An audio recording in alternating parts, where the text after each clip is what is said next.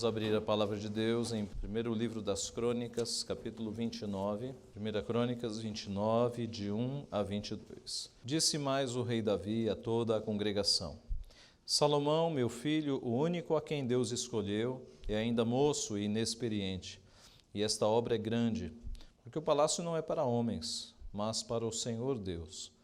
Eu, pois, com todas as minhas forças já preparei para a casa de meu Deus ouro para as obras de ouro, prata para as de prata, bronze para as de bronze, ferro para as de ferro e madeira para as de madeira, pedras de ônix, pedras de engaste, pedras de várias cores, de mosaicos e de toda sorte de pedras preciosas e mármore, e tudo em abundância. E ainda, porque amo a casa de meu Deus, o ouro e a prata particulares que tenho, dou para a casa de meu Deus, afora tudo quanto preparei para o santuário. 3.000 talentos de ouro, do ouro de Ofir, e 7.000 talentos de prata purificada, para cobrir as paredes das casas. Ouro para os objetos de ouro, e prata para os de prata, e para toda a obra de mão de artífices. Quem, pois, está disposto hoje a trazer ofertas liberalmente ao Senhor? Então, os chefes das famílias, os príncipes das tribos de Israel, os capitães de 1.000 e os de 100, e até os intendentes sobre as empresas do rei, voluntariamente contribuíram e deram para o serviço da casa de Deus 5.000 talentos de ouro, 10.000 daricos, 10.000 talentos de prata, 18.000 talentos de bronze e 100.000 talentos de ferro. Os que possuíam pedras preciosas as trouxeram para o tesouro da casa do Senhor, a cargo de Jeiel, o Gersonita. O povo se alegrou com tudo o que se fez voluntariamente, porque de coração íntegro deram eles liberalmente ao Senhor. Também o rei Davi se alegrou com grande júbilo, pelo que Davi louvou ao Senhor perante a congregação toda e disse: Bendito és tu, Senhor, Deus de Israel, nosso Pai, de eternidade em eternidade. Teu, Senhor, é o poder, a grandeza, a honra, a vitória e a majestade, porque teu é tudo quanto há nos céus e na terra. Teu, Senhor, é o reino, e tu te exaltaste por chefe sobre todos. Riquezas e glória vêm de ti. Tu dominas sobre tudo, na tua mão há força e poder. Contigo está o engrandecer e a tudo dar força. Agora, pois, ó nosso Deus, graças te damos e louvamos o teu glorioso nome.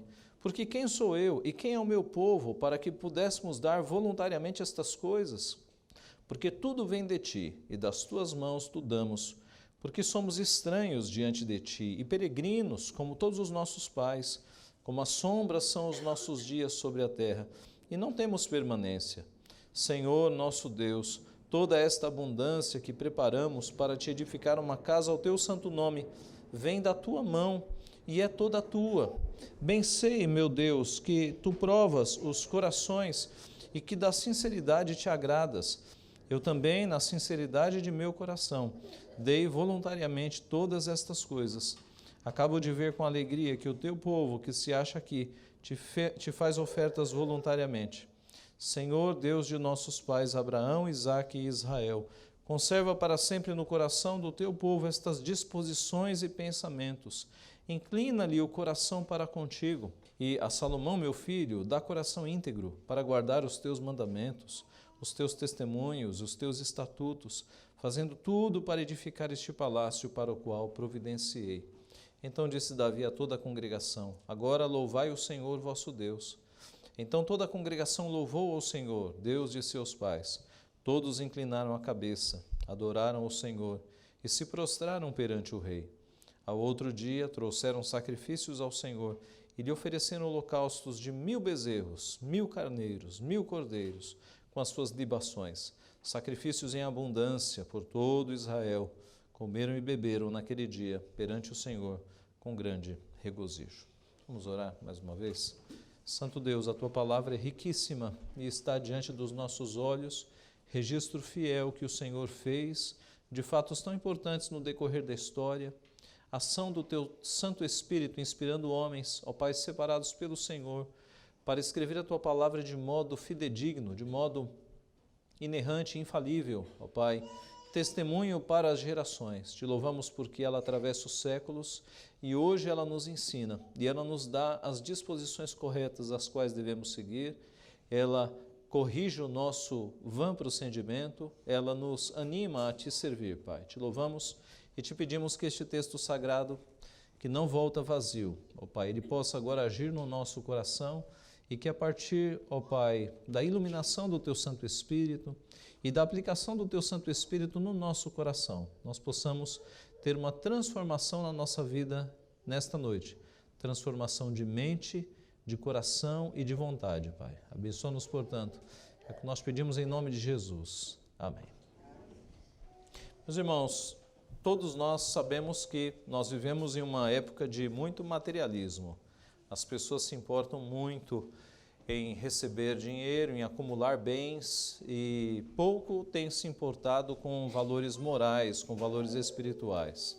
Há pouco tempo atrás eu vi um vídeo na internet em que um indivíduo parava algumas pessoas na rua e falava: você é cristão praticante? As pessoas que diziam que sim, ele parava e ele dizia assim: quantas pessoas você evangelizou esse ano? E a maioria das pessoas dizia: não sei, nenhuma. E aí ele dizia assim: e se eu te der $100 para você evangelizar um estranho aqui na rua? Para cada estranho que você parar, eu vou te dar $100. E aí as pessoas se animavam. E as pessoas saíam parando as pessoas na rua e falando de Cristo sem muito saber o que falar, mas falavam. E por aí você vê qual é o Deus deste século. As pessoas motivadas pelo ir de pregar o Evangelho não estão evangelizando, mas ofereça R$100 para cada pessoa que você parar na rua, para você ver como um monte de gente vai sair por aí para ganhar os seus R$100 ou muito mais. É o Deus deste século. Hoje, o dinheiro é o que tem motivado as pessoas, são os bens materiais que têm motivado as pessoas à ação. É uma geração materialista, é uma geração consumista, é uma geração que faz com que os profissionais de marketing criem em nós necessidades que nós não temos. Façam com que aquilo que nós não precisamos se nos apresentem como altamente necessários, sem os quais nós não podemos mais viver. É uma geração de puro materialismo. E nós encontramos isso desde as classes mais altas às mais baixas, não é? Os líderes da nossa nação, a maioria deles está envolvida em corrupção. E é até algo que nós não entendemos. Como é que esses homens com tanto dinheiro ainda estão se sujando, roubando e roubando cada vez mais? E a explicação a Bíblia mostra, meus irmãos. Isso é um poço que não acaba nunca. A cobiça humana, ela não tem limites. Certa vez perguntaram para Henry Ford, que era riquíssimo, milionário, quanto seria o suficiente para o senhor parar de querer dinheiro? E ele respondeu: um pouco mais, um pouco mais. Assim como uma droga que nunca satisfaz é o dinheiro. Os ricos, eles nunca se satisfazem. Eles estão sempre atrás de mais dinheiro e mais dinheiro. E isso não é um vício apenas dos ricos, dos pobres também, que por vezes regulam a sua vida pelos valores monetários e não pelos valores morais, pelos princípios que Deus estabelece.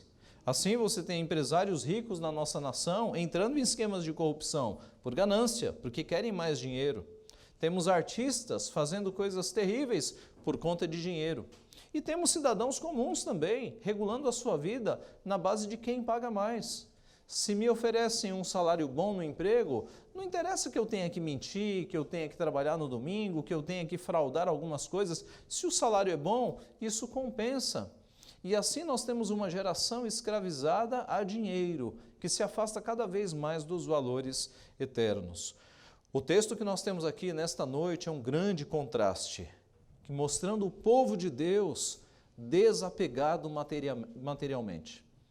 E por que ele se desapegou daquelas coisas? Porque eles tinham um tesouro espiritual mais forte diante dos seus olhos. Eles compreendiam que servir ao seu Deus era muito mais precioso do que aqueles tesouros que eles tinham em casa, do que a prata, o ouro, o bronze que eles tinham guardados em casa. E eles se desapegaram. E meus irmãos, como a Bíblia é atual, porque se tem uma coisa hoje que é necessária para esta sociedade e especialmente para os crentes, é desapego material. É nós pararmos de colocar o dinheiro como primeira coisa na nossa vida e nós de fato estabelecermos Deus como primeira coisa, o seu reino e a sua justiça, para que assim e só assim as outras coisas nos sejam acrescentadas. O que nós devemos fazer então para ter este tipo de disposição e de desapego material?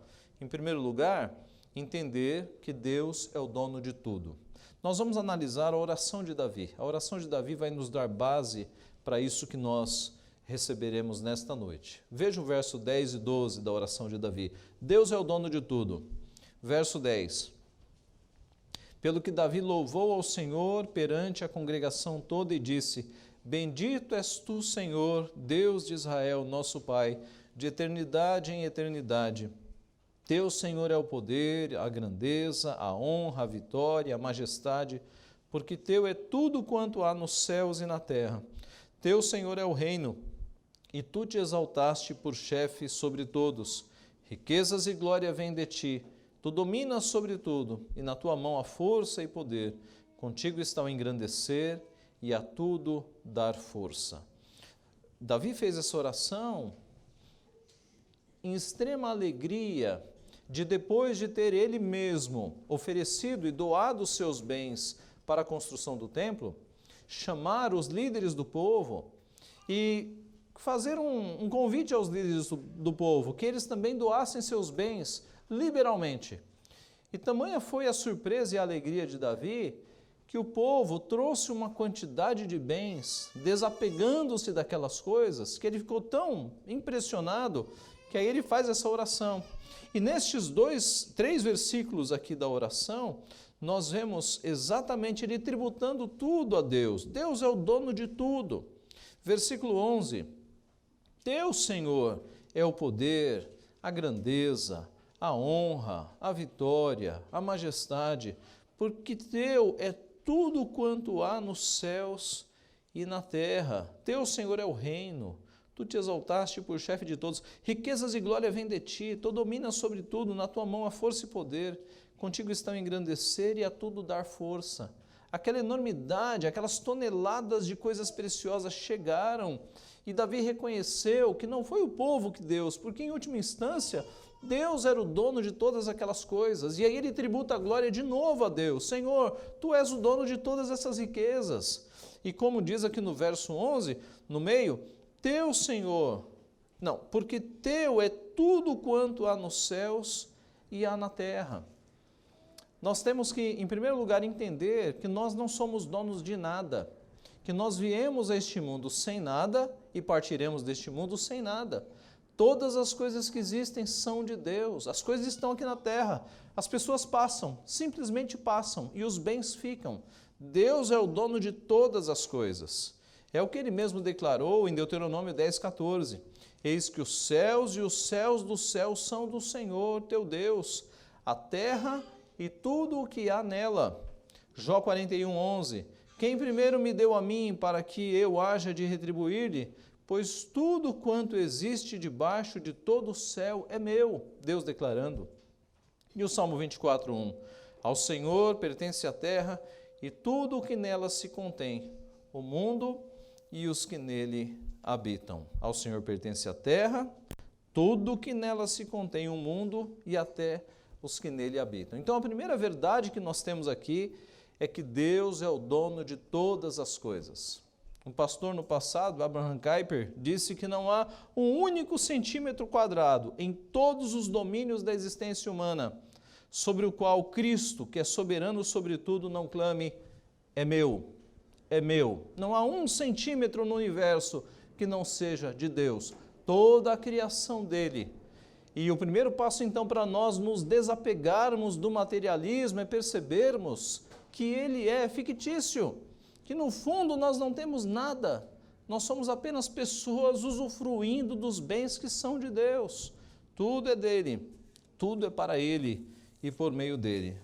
Em segundo lugar, nós temos aqui na oração de Davi um outro caminho para percebermos que devemos nos desapegar do materialismo, que é saber que nós somos apenas mordomos.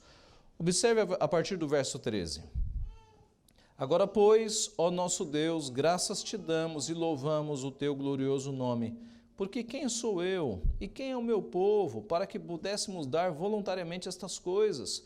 Porque tudo vem de ti e das tuas mãos tu damos, porque somos estranhos diante de ti e peregrinos como todos os nossos pais. Como a sombra são os nossos dias sobre a terra e não temos permanência. Senhor nosso Deus, toda esta abundância que preparamos para te edificar uma casa ao teu santo nome, vem da tua mão e é toda tua. É a compreensão de Davi de que tudo o que está vindo do Senhor é dele e que nós somos apenas mordomos. A figura de mordomo, quando nós falamos, é a ideia de que nós somos aqueles que cuidamos dos bens do Senhor.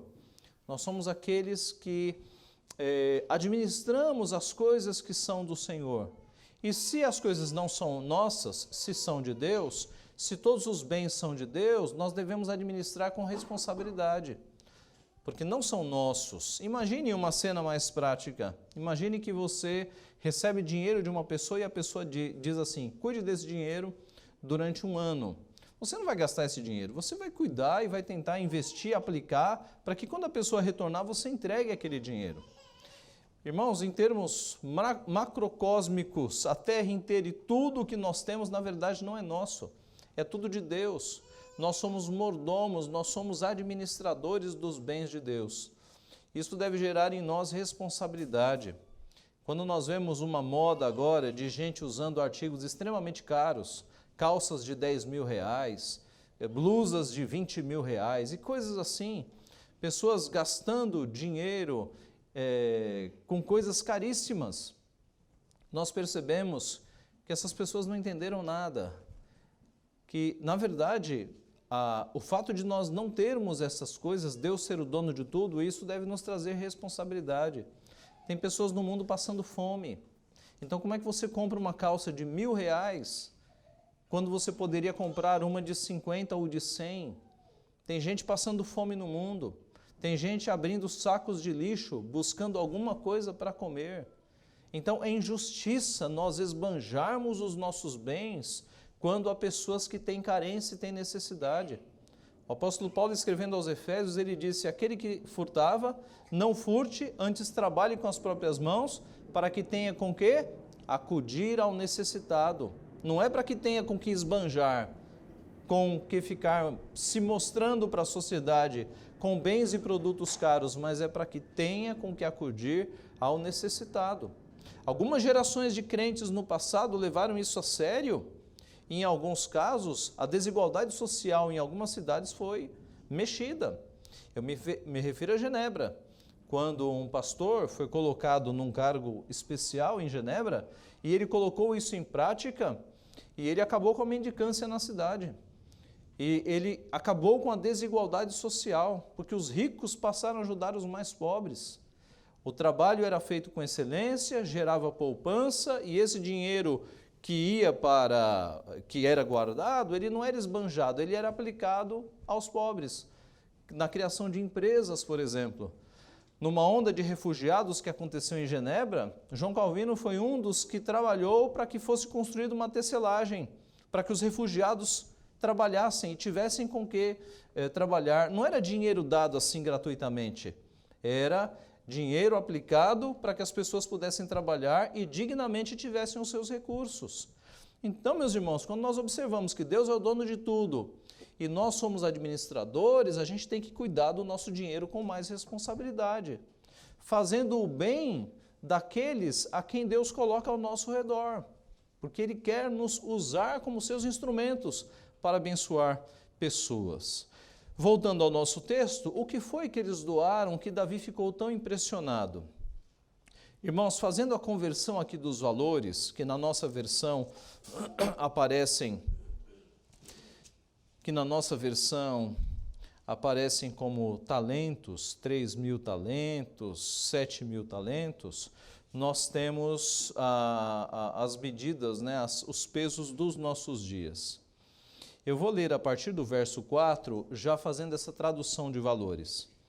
A partir do verso 4. Ofereço 105 toneladas de ouro de Ofir, 245 toneladas de prata refinada. Na sequência, verso 7.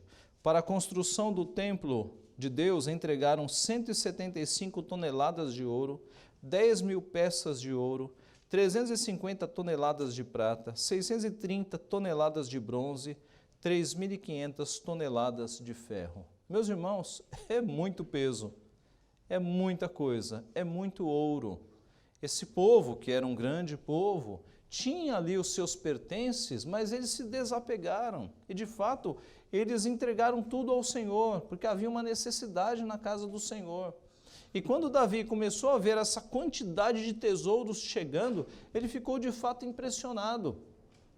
Não pelo tamanho da riqueza, mas pela atitude do povo, que assim como ele, que havia doado muita coisa, o povo também o acompanhou e doou, mostrando então que o povo tinha consciência de que aquilo não era dele, mas que aquilo era de fato do Senhor. O Senhor havia dado e agora o Senhor queria usar na sua casa. Então, é a consciência de que nós somos mordomos. A palavra de Deus nos diz que nós não trazemos nada para este mundo e nós não levaremos. Em Eclesiastes 5,15, Salomão nos disse: como saiu do ventre de sua mãe, assim nu voltará, indo-se como veio, e do seu trabalho nada poderá levar consigo. O apóstolo Paulo diz o mesmo em 1 Timóteo 6,7, porque nada temos trazido para o mundo, nem coisa alguma podemos levar dele. Nosso Senhor Jesus mostrou essa verdade a partir de uma parábola. Em Mateus 25,14 ele diz: pois será como um homem que, ausentando-se do seu país, chamou os seus servos e lhes confiou os seus bens. A um deu 5 talentos, a outro 2, a outro 1, a cada um segundo a sua própria capacidade, e então partiu. Assim, meus irmãos, na nossa vida nós temos que ter a consciência de que os bens que nós temos não são nossos, nós somos mordomos e devemos lidar com eles com responsabilidade. E devemos fazer a vontade de Deus na nossa vida com os nossos bens, com o nosso dinheiro, com as coisas que Deus coloca na nossa mão. A terceira medida para nós nos desapegarmos dos bens deste mundo é inclinar o nosso coração para Deus. Inclinar o nosso coração para Deus. Primeira, entender que Deus é o dono de tudo. Segunda, saber que nós somos apenas mordomos. E terceira, inclinar o nosso coração para Deus. Foi o que o povo fez. Veja a partir do verso 17. Bem sei, meu Deus, que provas os corações e que da sinceridade te agradas. Eu também, na sinceridade de meu coração, dei voluntariamente todas estas coisas. Acabo de ver com alegria que o teu povo, que se acha aqui, te faz ofertas voluntariamente. Senhor, Deus de nossos pais Abraão, Isaque e Israel, conserva para sempre no coração do teu povo estas disposições e pensamentos. Inclina-lhe o coração para contigo. E a Salomão, meu filho, dá coração íntegro para guardar os teus mandamentos e os teus testemunhos e os teus estatutos, fazendo tudo para edificar este palácio para o qual providenciei. Davi reconhece que assim como o seu coração se inclinou ao Senhor para dar os bens que ele tinha guardado, assim também o povo fez da mesma forma. O povo inclinou o seu coração, o povo deu com sinceridade, voluntariamente. E aqui no versículo de número, no versículo 17, no versículo 18, Senhor Deus de nossos pais Abraão, Isaque e Israel, conserva para sempre no coração do teu povo estas disposições e pensamentos. Inclina-lhe o coração para contigo. A nossa geração, nos nossos tempos, não tem o coração inclinado para o Senhor. Tem o coração inclinado para os bens, para o dinheiro, para as coisas materiais. E é por isso que nós temos tanta depressão. É por isso que nós temos tantas pessoas se suicidando, tantas pessoas desesperadas neste mundo, ricos inclusive, pessoas que têm dinheiro, pessoas que têm fama, pessoas que têm popularidade, afundando-se na depressão, afundando-se nos vícios, nas drogas, cometendo suicídio, porque o dinheiro e os bens materiais, eles não satisfazem a nossa alma. Nós temos um vazio na nossa alma, parafraseando Agostinho, que apenas Cristo é capaz de satisfazer, apenas Cristo é capaz de cobrir este vazio. E as pessoas tentam cobrir esse vazio com bens materiais. O apóstolo Paulo disse que se a nossa esperança se limita a este mundo, nós somos os mais infelizes de todos os homens, porque este mundo acaba, as riquezas e os prazeres acabam. Se a gente coloca a nossa esperança nessas coisas, nós somos os mais infelizes de todos os homens. Agora, pelo contrário, pessoas que nem bens têm, quando colocam a sua esperança em Cristo, elas encontram já nesta vida a felicidade. Elas encontram já o anseio que o seu coração tanto buscava. Elas são preenchidas pela paz e pelo amor de Cristo Jesus. Aí está a verdadeira felicidade, não está nos bens, meus irmãos. A palavra de Deus nos diz: cada um contribua segundo tiver proposto no coração, não com tristeza ou por necessidade, porque Deus ama a quem dá com alegria. Deus ama quem tem corações na sua obra, quem tem corações em Cristo. Deus não quer também que nós contribuamos e tenhamos uma vida liberal apenas para barganhar com Deus, ou apenas por uma mera obrigação, como tantos hoje estão fazendo, não é? Então, igrejas fazem campanhas dizendo assim: dê não apenas o dízimo, dê o seu salário inteiro, que você vai receber 100% também, como se pudesse se negociar com Deus, como se Deus fosse um banco. Não é disso que o texto está falando. O texto está falando que quando o nosso coração se inclina para Deus com amor, nós temos a consciência de que tudo é dele, que nós somos apenas mordomos e que o nosso coração é dele, está inclinado para ele. Em Atos capítulo 20, verso 30, nós temos a recordação do nosso Senhor Jesus. Tenho-vos mostrado em tudo que, trabalhando assim, é mister socorrer os necessitados e recordar as palavras do próprio Senhor Jesus: mais bem-aventurado é dar e receber. Mais bem-aventurado é dar e receber. Concluindo, meus irmãos, nós vivemos numa geração materialista, numa geração que se apega a valores materiais, e você deve estar rodeado de pessoas que vivem por causa do dinheiro, vivem para acumular bens, vivem para ter dinheiro na conta bancária. É uma geração que está se perdendo nesse sentido. Mas que nós que somos crentes possamos nos desapegar dessas coisas e de fato entender que Deus é o dono de tudo, nós somos mordomos e que o nosso coração deve estar posto nos bens espirituais.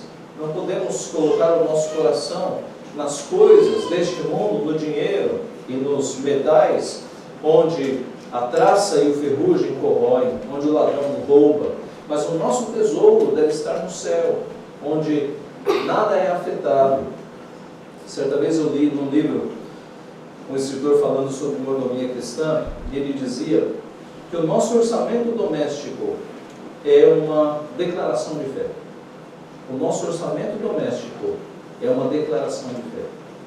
Porque se você analisar lá as suas contas, né, aquilo que entra e aquilo que sai, e você perceber que as suas contas são apenas contas para esbanjar neste mundo, roupas caras, relógios, etc, etc, etc, e que você não ajuda as pessoas, você não contribui para a casa do Senhor, você não contribui com as missões, então a tua declaração de fé está posta.